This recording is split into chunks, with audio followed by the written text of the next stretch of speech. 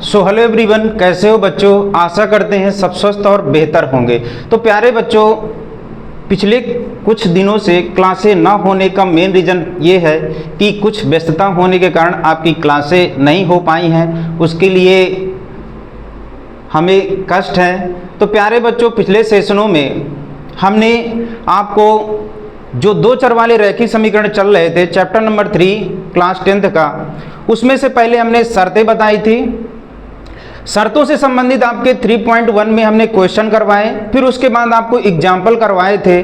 फिर आपको next session में हमने आपको बताया था कि आपको इस जो चैप्टर चल रहा है यहाँ आपको दो विधियाँ देखने को मिलेंगी। जो पहली विधि का नाम था आपका प्रतिस्थापन विधि, जिसको सब्स्टिट्यूशन मेथड कहते हैं, और दूसरी आपकी थी विलोपन विधि, जिसको एलिमिनेशन मेथड कहते हैं। तो सब्स्टिट्यूशन मेथड के बारे में हमने विशेष चर्चा की थी, उसका हमने कुछ बेसिक बताया था। प्रतिस्थापन के बारे में हमने बताया था कि प्रतिस्थापन का मतलब ही होता है कि किसी एक समीकरण से, अगर आपके दो चर वाले रैखिक समीकरण युग्म दिए हैं, उनमें से आपके दो चर होंगे x और y, जिसमें से दो रैखिक समीकरण युग्म में से एक समीकरण से आपको वैल्यू निकालकर समीकरण 2 में क्या कर देना है, प्रतिस्थापित कर देना है। जब आप प्रतिस्थापित कर देंगे तो उनमें से आपको एक वैल्यू निकलेगी, चाहे x की निकले चाहे y को। अब फिर वो जो आपकी x और y की वैल्यू निकलेगी, तो जैसे आपने समीकरण 1 से लिया है तो आपको समीकरण 2 में रख देंगे तो आपको x और y में से कोई मान प्राप्त हो जाएगा। जब आपको वहां से मान प्राप्त हो जाएगा तो जो आपने समीकरण 3 नंबर माना है उसमें आप रख दोगे तो आपको x और y में से जो आपका दूसरा वेरिएबल होगा उसका मान प्राप्त हो जाएगा। आज प्यारे बच्चों, हम जो आपकी सब्स्टिट्यूशन मेथड थी प्रतिस्थापन विधि से संबंधित, हम बहुत ही वेरी इंपॉर्टेंट क्वेश्चन लिए हैं। इन क्वेश्चनों को सॉल्व करेंगे। बेसिक की हमने चर्चा पिछले क्लास में की थी। अगर आपने उस क्लास को नहीं देखा है तो उस क्लास को अवश्य देखिएगा, क्योंकि पिछली क्लासें आने वाली क्लास से रिलेट करती हैं, इसलिए आपको पिछली क्लासें देखना बहुत जरूरी है। तो आइए प्यारे बच्चों, हमने यहाँ पर 3 क्वेश्चन लिए हैं, इसमें हमें प्रतिस्थापन विधि से इनको हल करना है। प्यारे बच्चों, जब भी आपको एक चीज ध्यान देना है, अगर एग्जाम में अगर ये बोलता है कि निम्न रैखिक समीकरण युग्म को हल कीजिए, तो आप चाहे प्रतिस्थापन विधि लगाएं चाहे विलोपन विधि लगाएं। लेकिन अगर क्वेश्चन में बोल देता है कि आपको दिए गए समीकरण युग्म के रैखिक युग्म को प्रतिस्थापन विधि से हल करना है, तो आपको प्यारे बच्चों वही विधि से हल करना पड़ेगा जो विधि आपको दी गई है। तो आइए प्यारे बच्चों, हमने 3 क्वेश्चन लिए हैं, बहुत ही सरलता से इन्हें सीखते हैं। पहला क्वेश्चन आपका दिया है, पहला क्वेश्चन है x + y = आपका दिया है 14, फिर आपका x - y = दिया है आपका 4 दिया है। तो पहले आपको क्वेश्चन को हल करेंगे। तो क्वेश्चन नंबर फर्स्ट, दिए गए रैखिक समीकरण युग्म, अब कौन कौन से दिए हैं। तो पहला जो आपका समीकरण दिया है प्यारे बच्चों, वो क्या दिया है, x + y = आपका 14 दिया है। इसको समीकरण नंबर 1 मान लेते हैं। फिर आपका सेकंड आपका रैखिक समीकरण का युग्म दिया x - y = आपका 4 दिया, इसको समीकरण नंबर आपको 2 मान लेना। प्रतिस्थापन विधि में हमने प्यारे बच्चों आपको बताया था कि किसी एक समीकरण से चाहे x की वैल्यू निकालिए चाहे y की वैल्यू निकालिए, अगर एक से निकाले हैं तो आपको क्या करना है, दूसरे वाले समीकरण में रख देना है। तो हम क्या करते हैं, समीकरण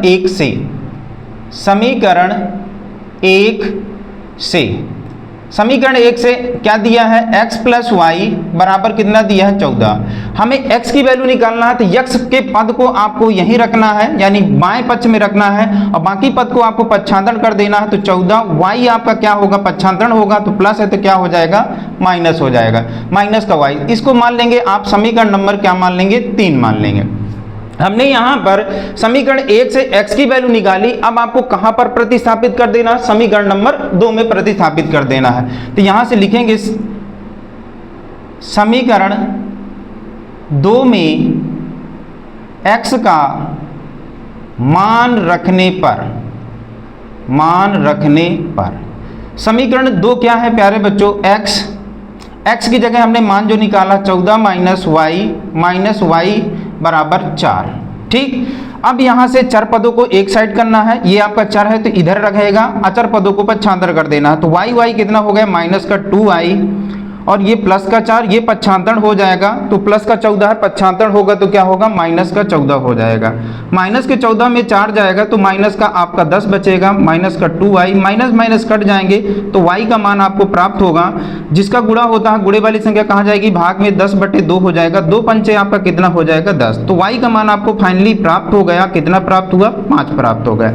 अब y का मान प्यारे बच्चों आपको कहाँ रख देना है, 3 में रख देना है तो आपको x का मान आसानी से प्राप्त हो जाएगा। तो यहाँ लिखेंगे y का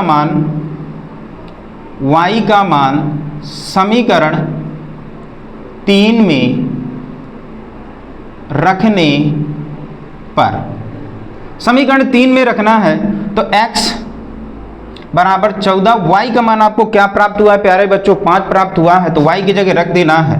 14 में से 5 जाएगा तो कितना हो जाएगा 9। इस प्रकार से आपको x और y के मान प्राप्त हो, क्योंकि यहाँ पर प्यारे बच्चों 2 वेरिएबल हैं अर्थात चर आपके 2 हैं, इसलिए आपको मान जो प्राप्त हो गए वो क्या होंगे, x का मान 1 प्राप्त हुआ 9 और y का मान प्राप्त हुआ 5। तो यहाँ लिखेंगे अभीष्ट अतः अभीष्ट हल x बराबर आपको कितना प्राप्त हुआ है 9 और y बराबर आपको कितना प्राप्त हुआ है 5। यही प्यारे बच्चों आपके आंसर हो जाएंगे।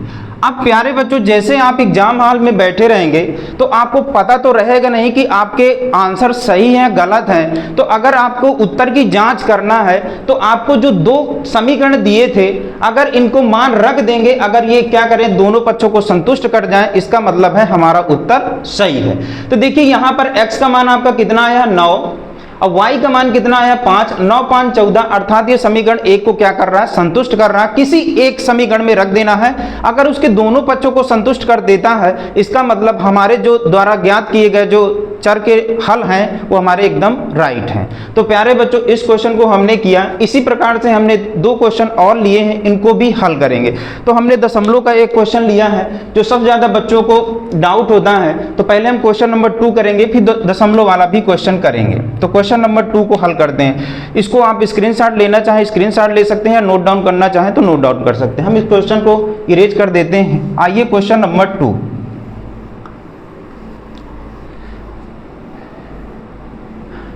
क्वेश्चन नंबर 2 दिया है। अब यहां पर प्यारे बच्चों क्या कर दिया, वेरिएबल को थोड़ा चेंज कर दिया है। जैसे वहां पर x और y देता था, यहां पर क्या कर दिया s और t। तो कोई भी वेरिएबल आ जाए आपको विधि वही लगाना है, प्रोसीजर आपकी वही रहेगी, प्रोसीजर में कोई चेंजिंग नहीं होना है, चाहे वेरिएबल कुछ भी कर दे। तो यहाँ पर प्यारे बच्चों इसने क्या किया है कि वेरिएबल को क्या मान लिया, s और t मान लिया है। तो दिया है पहला समीकरण s माइनस टी बराबर आपका दिया है 13, इसको समीकरण नंबर 1 मान लेते हैं। अब ये वाले समीकरण का संतुलित नहीं तो इसको क्या करें आप संतुलित कर सकते हैं, तो लासा लेकर संतुलित कर सकते हैं। तो समीकरण 2 को हम संतुलित करेंगे तो समीकरण आपका जो 2 दिया है s/3 plus t/2 equal to आपका कितना दिया 6। इसको थोड़ा संतुलित कर दे, दोनों का लासा लेंगे तो कितना आ जाएगा 6 आ जाएगा। 3 का भाग देंगे तो 3 दूनी 6 और 2 का ऊपर गुणा कराएंगे तो 2s आ जाएगा। अब प्लस 2 का इसमें भाग देना तो 2 तिहाई 6 ऊपर गुणा कराएंगे तो आपका 3t हो जाएगा, बराबर कितना हो जाएगा 6। इसके बटे कुछ नहीं तो आप कितना मान लेंगे 1 मान लेंगे। अब इसको क्या करना है प्यारे बच्चों क्रॉस मल्टीप्लाई करा दें तो 2s plus 3t equal to 6 कितना हो जाएगा 36। अब ये क्या हो जाएगा प्यारे बच्चों समीकरण नंबर 2 हो जाएगा। अब समीकरण 1 और 2 को हमें क्या करना है प्रतिस्थापन विधि से हल करना है। तो प्रतिस्थापन विधि में हमने आपको बताया था कि किसी एक समीकरण से चाहे x का मान निकालिए चाहे y का मान निकालकर समीकरण 2 में प्रतिस्थापित कर देना है। तो यहाँ पर हम वही प्रोसीजर करेंगे। समीकरण 1 से समीकरण 1 क्या है प्यारे बच्चों s माइनस टी बराबर आपका 13 दिया है। s की वैल्यू निकालना है, t को पक्षांतरण कर देंगे तो 13 अब प्लस t हो जाएगा। समीकरण नंबर इसको प्यारे बच्चों 3 मान लेंगे। अब हमारा जो समीकरण नंबर 3 जो हमने s की वैल्यू निकाली है तो 1 से निकाले हैं, 2 में रखना है तो 2 में रख देंगे। तो यहाँ पर 2 आपका क्या है 2s plus 3t equal to 36 है। यहाँ पर आपको s की जगह उसकी वैल्यू पुटअप कर देना। तो s का मान समीकरण 2 में रखने पर तो रखिए यहाँ पर तो 2s की जगह 13 plus t plus 3t equal to आपका 36। अब इसमें क्या कर दें ब्रैकेट में है तो इसको गुणा करा देते हैं। तो 13 दूनी 26 plus 2t plus 3t equal to कितना 36। अचर पद को इधर ले जाना है तो अचर पद ये है तो इसको पक्षांतर कर देंगे, 2t 3t कितना हो जाएगा 5t इक्वल टू 36 माइनस 26, तो 5t इक्वल टू 36 में से 26 जाएगा तो 10, तो t बराबर आप निकालेंगे तो 10 और गुणे की संख्या कहाँ जाएगी भाग में, तो 5 दूनी 10 यानी t का मान जो आपको प्राप्त हुआ है वो कितना प्राप्त हो गया 2 प्राप्त हो गया। अब प्यारे बच्चों जो हमारा t का मान प्राप्त हुआ, हमने जो समीकरण नंबर 3 माना था यहाँ पर रख देंगे तो हमें क्या होगा दूसरे वेरिएबल अर्थात दूसरे चर का मान प्राप्त हो जाएगा। तो समीकरण t का मान समीकरण 3 में रखने पर 3 में रख देना है तो आपको क्या हो जाएगा s 13 और t का मान आपको 2 प्राप्त हुआ तो s बराबर 13 और 2 कितना हो जाएगा 15। इस प्रकार से बच्चों आपका s और t जो हमारे वेरिएबल पार्ट थे अर्थात चर पद थे उनके हमारे आंसर निकल आ गए। हमने आपको बताया है कि अगर आपको उत्तर की जांच करना है तो चाहे समीकरण 1 में मान रख दीजिए s और t का, चाहे समीकरण 2 में मान रख दीजिए, अगर उसके दोनों पक्षों को संतुष्ट करते हैं हमारे मान तो दिया गया आंसर हमारे क्या है सही है। तो देखिए अगर हम s का मान 15 आया है, t का मान 2 आया है, 15 में 2 घटाएंगे तो आपको क्या प्राप्त हो जाएगा 13 प्राप्त होगा। अर्थात हमें यहाँ से ये मालूम होता है कि जो हमने आंसर ज्ञात की x और y के वो एकदम राइट है। तो यहां लिखेंगे अतः अभीष्ट हल s बराबर जो आपको कितना प्राप्त हुआ 15 और t बराबर आपको कितना प्राप्त हुआ 2। यही आपके प्यारे बच्चों क्या हो जाएंगे राइट आंसर हो जाएंगे। तो इस प्रकार से प्यारे बच्चों क्वेश्चनों को आपको हल करना है, बस प्रोसीजर का आपको ध्यान देना है। हमने बताया है प्रतिस्थापन का मतलब है चाहे समीकरण 1 से वैल्यू निकालिए चाहे समीकरण 2 से वैल्यू निकालिए, कोई बाउंडेशन आपका नहीं है। तो आइए प्यारे बच्चों आज का हम लास्ट क्वेश्चन करते हैं। जो थोड़ा सा हमने क्वेश्चन को दशमलव वाले लिए हैं, दशमलव वाले में क्या करते हैं बच्चों बारीकियों में क्या होता है कभी कभी गलतियां कर देते हैं, तो आइए इनको क्या केयरफुली करना है उसको भी ध्यान देंगे। तो आइए क्वेश्चन नंबर 3 को सॉल्व करते हैं।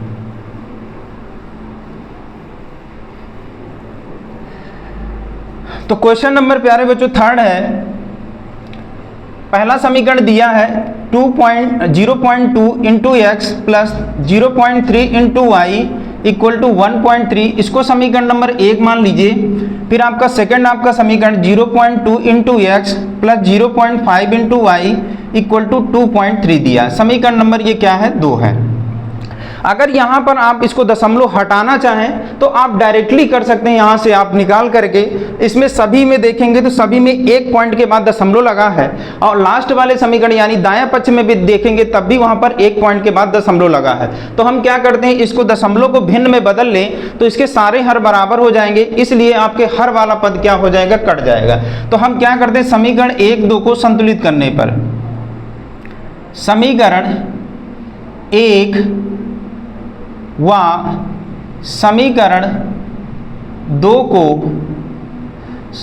को संतुलित करने पर, अगर नहीं करना चाहते तो दशमलव के साथ भी आपका आंसर वही आ जाएगा। आप इस तरह भी करोगे तब भी आपका आ जाएगा, अगर आप नहीं करना चाहते तो भी आपका आंसर सही हो जाएगा। तो प्यारे बच्चों अगर इसका दशमलव प्रसार करें तो ये आपका 2/10 हो जाएगा, 1 अंक के बाद दशमलव तो उतने जीरो आपके नीचे बढ़ जाएंगे, ये आपका हो जाएगा 3/10 हो जाएगा। ये आपका 1.3 है और इसका दशमलव हटाएंगे तो ये भी 10 हो जाएगा, अर्थात इसका लासा लेंगे तो कितना होगा 10। ये हो जाएगा आपका यहाँ पर x है यहाँ पर y है, तो ये आपका 2x plus 3y equal to आपका 13/10 हो जाएगा। अब हर के पद दोनों समान है तो ये आपके क्या हो जाएंगे कैंसिल आउट हो जाएंगे। तो आपका जो फाइनली आपको समीकरण प्राप्त हुआ है वो क्या प्राप्त हुआ 2x plus 3y equal to आपका 13। ये आपका समीकरण नंबर 1 था, हमने दशमलव हटा करके आपको क्या कर दिया समीकरण के रूप में व्यक्त कर दिया। इसको भी आप करेंगे तो इसी रूप में आपका आएगा। तो ये आपका समीकरण जो बनेगा वो बनेगा 4x plus 5y equal to आपका 23 बन गया। समीकरण नंबर क्या हो जाएगा 2। हमने क्या किया दशमलव को भिन्न में बदल दिया, इसको करेंगे तो आपका 4/10 हो जाएगा, इसका 5/10 हो जाएगा, इसका 23/10 हो जाएगा। हर बराबर है तो दोनों के हर कट जाएंगे। जिस प्रकार हमने इसको किया उसी प्रकार आप इसको भी कर लेंगे तो ये आपका क्या हो जाएगा समीकरण प्राप्त हो जाएगा। अब आपको प्रोसीजर वही करना है, समीकरण 1 से वैल्यू निकाल कर समीकरण 2 में रख देना है। ध्यान लिखेंगे समीकरण 1 से समीकरण 1 क्या है बच्चों, 2x plus 3y equal to आपका 13 दिया है। हमें क्या करना है, x की वैल्यू निकालना है। तो जो भी आपका y वाला पद है वो आप पक्षांतर कर देंगे। तो 2x y वाले पद को आप पक्षांतर करेंगे 13 माइनस 3y। तो x बराबर जब आपका निकलेगा तो 13 माइनस 3y बटे कितना हो जाएगा 2। समीकरण नंबर ये आपका कितना हो जाएगा 3 हो जाएगा। अब जो हमने x की वैल्यू निकाली है, हमने बोला था कि एक से वैल्यू निकालकर दूसरे में रखना है, तो आप दूसरे समीकरण में रख देंगे। तो x का मान समीकरण 2 में रखने पर, 2 कहाँ है बच्चों, ये है आपका समीकरण number 2, 4x plus 5y equal to 23 है। तो 4x की जगह आपको मान रखना, तो x का मान 13 माइनस 3y बट्टे आपका 2 प्लस 5y इक्वल टू 23। अब देखेंगे तो 2 से आप इसको काट सकते हैं, तो 2 दूनी 4। अब आप क्या करेंगे, 2 का ब्रैकेट में अंदर गुणा करा दीजिए। तो 13 दूनी 26, 3 दूनी 6y प्लस कितना हो जाएगा 5y बराबर कितना हो जाएगा 23, 26। अब यहाँ से माइनस के 6y में प्लस का 5y, तो माइनस की संख्या आपकी ज़्यादा है तो घट तो जाएगा, लेकिन चिन्ह आपका माइनस का ही रहेगा, बराबर 23। अब अचर पद को पक्षांतर कर देना, minus Y equal to 23 minus 26। तो y बराबर आप निकालोगे तो माइनस 26 में प्लस का 23 जाएगा, तो माइनस का कितना बचेगा 3। माइनस माइनस प्यारे बच्चों कट जाएगा, तो y का मान आपको फाइनली प्राप्त हो गया, कितना प्राप्त हो गया 3 प्राप्त हुआ।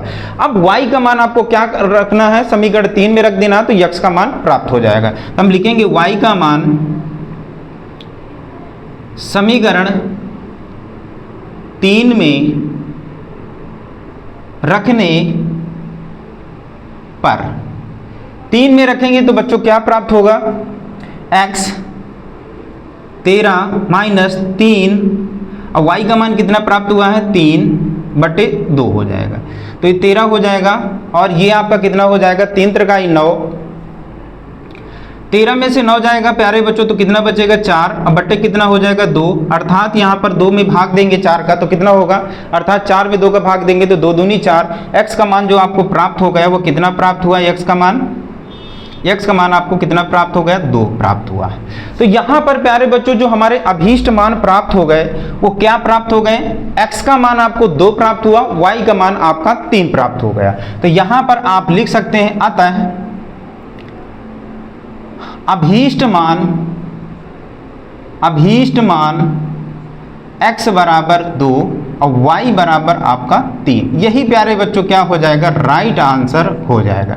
तो इस प्रकार से प्यारे बच्चों आपको दिए गए रैखिक समीकरण युग्मों को प्रतिस्थापन विधि से हल करना है, और लास्ट में जब आपका आंसर ज्ञात हो जाता है तो आप अपने उत्तर की जांच भी कर सकते हैं कि हमारा उत्तर सही है या गलत है। हमने बताया है कि जो आपने x और y की वैल्यू निकाला है, जो चाहे समीकरण 1 में रख दीजिए चाहे समीकरण नंबर 2 में रख दीजिए, अगर ये दोनों पक्षों को संतुष्ट कर जाता है तो इसका मतलब है आपका उत्तर एकदम सही है। तो प्यारे बच्चों आज हमने प्रतिस्थापन विधि से रिलेटेड 3 क्वेश्चन किए। इसी प्रकार से और भी आपको क्वेश्चन करना है, जहां पर डाउट होता है आप कमेंट बॉक्स में आप क्वेश्चन भेज सकते हैं, हम आपके डाउट अवश्य क्लियर करेंगे। और प्यारे बच्चों ज़्यादा से ज़्यादा क्वेश्चन सॉल्व करिए, क्योंकि जितनी ज़्यादा मैथ में प्रैक्टिस करेंगे तो आपको प्रैक्टिस भी होगी और आप क्वेश्चनों को भी जल्दी सॉल्व कर जाएंगे। और पब्लिकेशन के भी आप क्वेश्चन सॉल्व करिए, जैसे डेसिमल वाले आते हैं, रूट वाले आते हैं, कहीं भी आपको समस्या आती है आप अपना सजेशन अवश्य दे सकते हैं। और प्यारे बच्चों इधर थोड़ा सा व्यस्तता थी क्लास की वजह से या कोई काम की वजह से, अब आपकी क्लासें प्रॉपर चलेंगी। आप क्लास में इंगेज होइए और अपनी तैयारी को बेहतर बनाइए। तो थैंक्स प्यारे बच्चों।